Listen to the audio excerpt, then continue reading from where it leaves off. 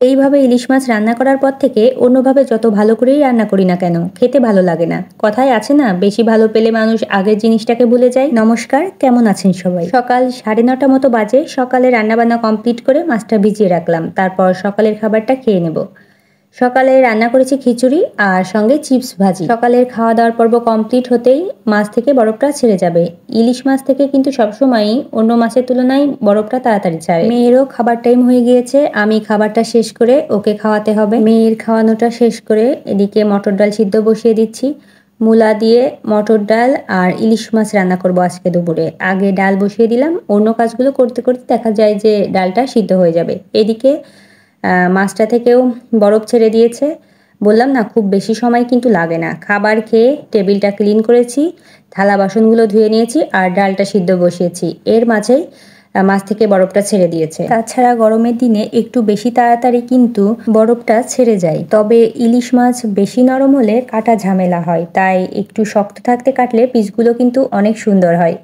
মাছগুলোতে এখন লবণ হলুদ মাখিয়ে নিচ্ছি, তারপর সাইডে সরিয়ে রাখবো। সাইডে সরিয়ে রেখে একটা টিফিন বাটি নিয়ে নিলাম। যেহেতু ইলিশ ভাপা রান্না করব, টিফিন বাটি তো লাগবেই। আমরা দুজনেই সর্ষে ইলিশটা খুব বেশি পছন্দ করতাম। ঝোল তেমন একটা আমাদের কারোরই পছন্দ ছিল না। আর এখন ইলিশ ভাপা রান্না করার পর থেকে সর্ষে ইলিশটাও ভালো লাগে না।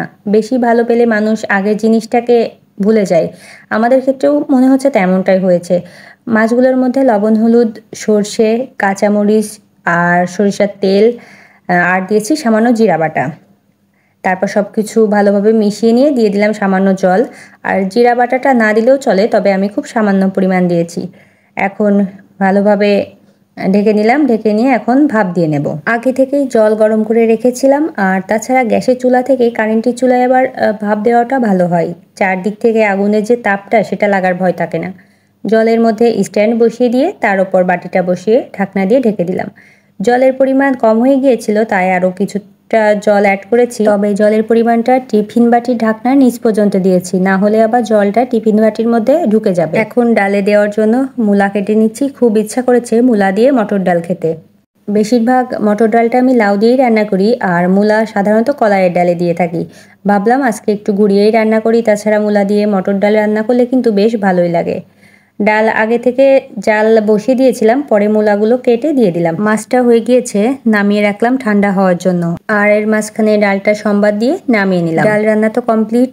এদিকে মাছের কি অবস্থা দেখতে হবে। কালারটা কিন্তু বেশ ভালোই এসেছে, যদিও কাঁচামরিচ দিয়ে রান্না করা। ইচ্ছা করলে শুকনো মরিচ দিয়েও রান্না করা যায়। দুপুরের খাবার টাইম হয়ে গিয়েছে, তাই সবাই মিলে খেতে বসে পড়েছি। আজকে ভিডিওটি এখানেই শেষ করছি। সবাই ভালো থাকবেন, সুস্থ থাকবেন। ভিডিওটি যদি ভালো লাগে অবশ্যই লাইক, কমেন্ট, শেয়ার করবেন।